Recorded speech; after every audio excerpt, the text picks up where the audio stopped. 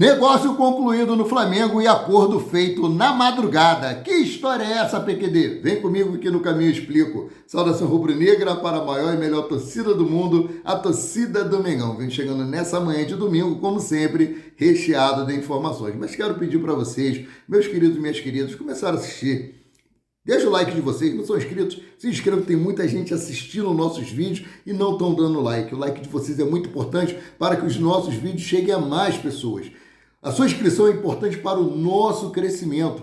E assim vocês ficam informados sobre tudo que acontece dos bastidores do mais querido canal Paraquedista Rubro-Negro e página Amaury de Paula Santos, né? Vamos para as notícias porque tem muita coisa para tratar com vocês aqui nesse vídeo dessa manhã de domingo, né? O Flamengo tem um jogo importantíssimo não, mega importante contra o Botafogo hoje às 18 horas e 30 minutos lá no estádio Newton Santos, pela 23ª rodada do Campeonato Brasileiro.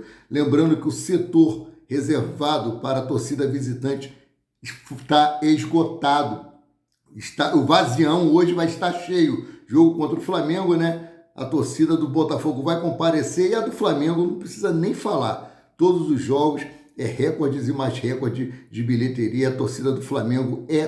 Torcida não. Flamengo não tem torcida. Flamengo tem uma nação de apaixonados. Essa é a realidade, né? Então, o que acontece? A 23ª rodada do Campeonato Brasileiro abriu ontem e o Fortaleza ganhou do Red Bull Bragantino por 2-1.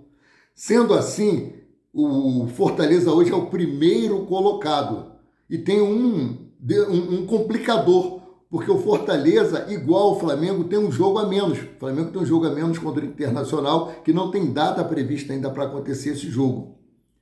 Além disso, o Flamengo tem um jogo complicadíssimo lá na altitude, na quinta-feira, contra o Bolívar, a 3.648 metros acima do nível do mar.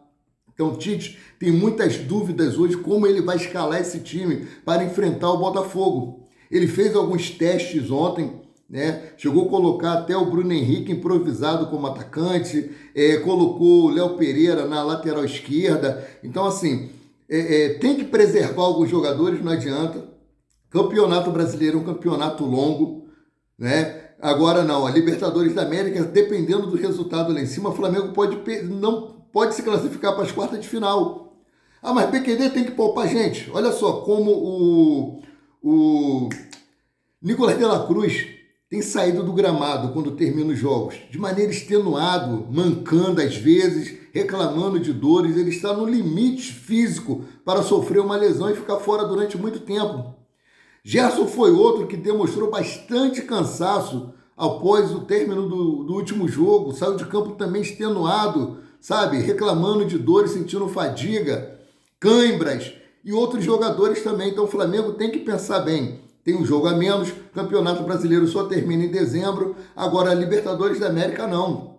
Libertadores da América tem um complicador, não adianta, a altitude é um complicador, não só para o Flamengo, mas para os times que não estão acostumados a jogar com altitude. Então, além de ter aí que brigar com o Botafogo para tentar se manter na parte de cima da tabela, né, tem aí o Fortaleza que vem despontando. Então, vou trazer para vocês a tabela até a 10º colocado, depois dos 4 jogos de ontem que abriram a 23ª rodada. O Fortaleza é o primeiro com 45 pontos.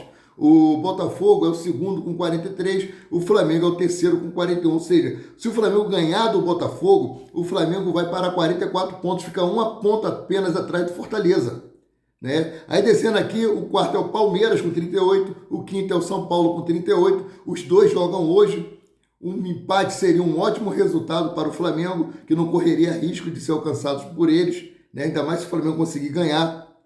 O sexto é o Bahia com 38, sétimo Cruzeiro com 36, oitavo Atlético Mineiro com 30, o nono Atlético Paranaense com 29, o 10º é o Vasco da Gama. Na parte de baixo da tabela, o 17º é o Vitória com 21, 18º Fluminense com 21, 19º Cuiabá com 18 e o 20º Atlético Goianiense com 12 pontos apenas.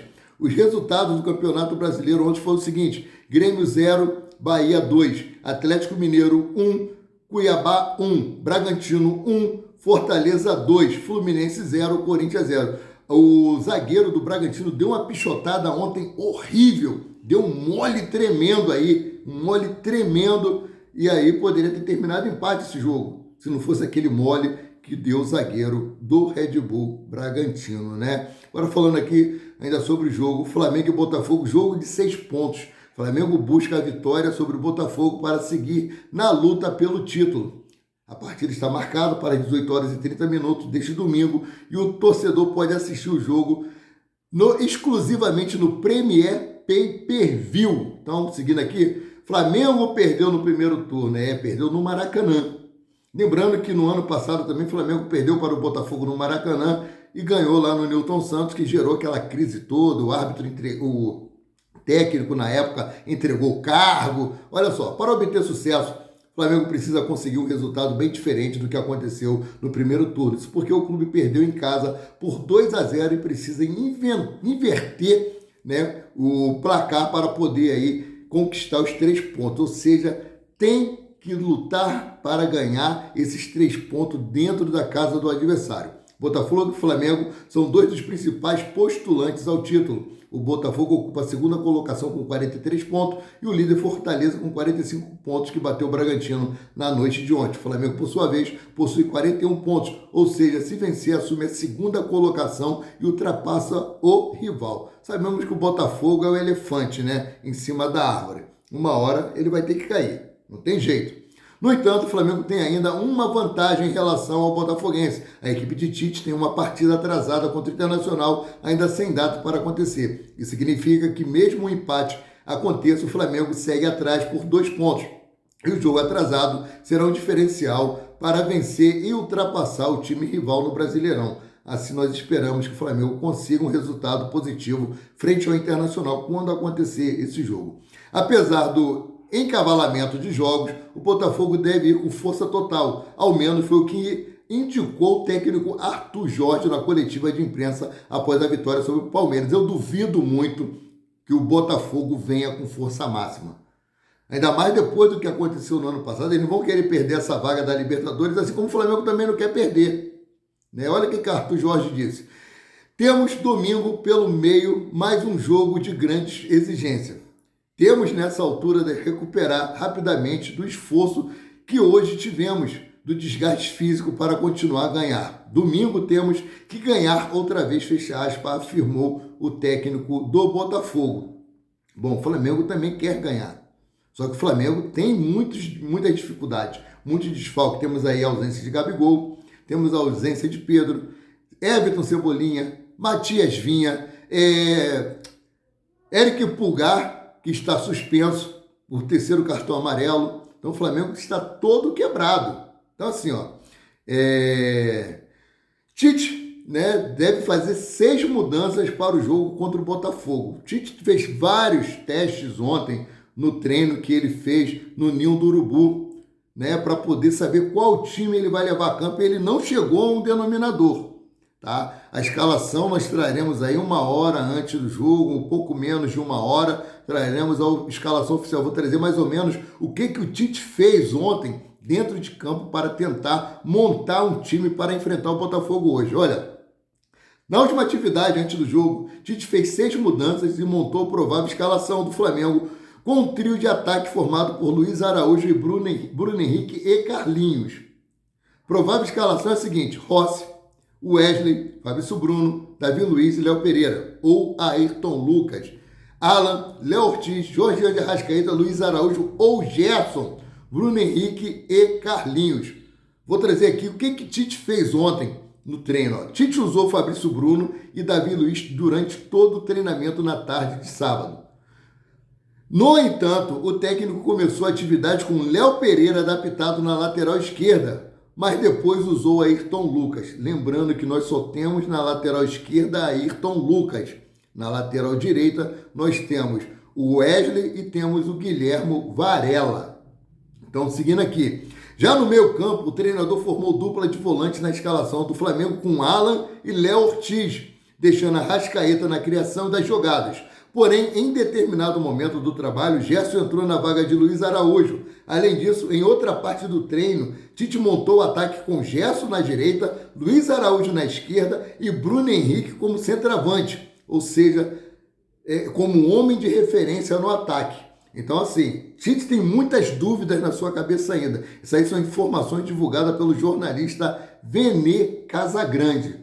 Então vamos aguardar para ver qual time o Flamengo realmente vai mandar a campo contra o Botafogo mediante todas essas complicações que nós estamos tendo, né? Calendário apertado, jogo da Libertadores da América na altitude, aí vem no próximo jogo Red Bull Bragantino, aí vem Corinthians, aí vem as quartas de final da Copa do Brasil, que o sorteio será realizado na terça-feira às 3 horas da tarde na sede da CBF.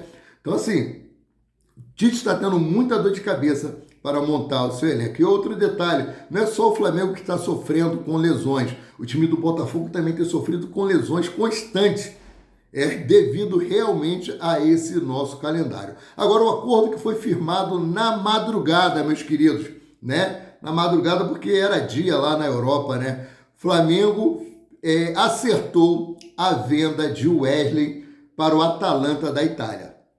Mas PQD, ele está vendido, você falou que ele vai jogar contra o Botafogo? Sim. Foi feito um acordo, né, entre o Flamengo e o time da Itália, que o Wesley estaria à disposição do Flamengo, do técnico Tite, no jogo contra o Botafogo e contra o Bolívar. A ideia é que, após o jogo contra o Bolívar, o Wesley já vá direto para a Itália para fazer os exames médicos e assinar o contrato de 5 anos. Então essa é a situação do jogador Wesley no momento. Está vendido, né? Foi sacramentada a venda, só que foi feito um acordo entre os dois clubes. O jogador estaria à disposição para essas 2 últimas partidas. Ou seja, o jogo de quinta-feira é a despedida do Wesley do Flamengo. A despedida do Wesley não vai mais vestir o manto rubro-negro, pelo menos nessa temporada e durante os próximos 5 anos. Eu desejo muita sorte para o Wesley. Ele tem tudo para ser um grande jogador, é jovem, tem força, tem explosão, ele tem que aprimorar o fundamento cruzamento e ele será um excelente lateral direito. Agora o assunto Michael. O Flamengo, né, vai ter reuniões hoje com os representantes de Michael Al Hilal, ou seja, entre hoje e amanhã, segunda-feira, deve estar resolvida a situação de Michael. Lembrando que tem times do Oriente Médio, né, querendo também a contratação de Michael, que já pode assinar um pré-contrato e ficar livre para qualquer time, como eu trouxe ontem. Ele já mandou até rebocar o carro dele para o Rio de Janeiro. Vamos aguardar o final dessa reunião para saber aonde Michael vai jogar, se no Flamengo ou em outro time. Fico por aqui, voltando a qualquer momento com mais notícias sobre o rubro-negro mais querido e mais amado do Brasil e do mundo, o Clube de Regatas do Flamengo. Saudações!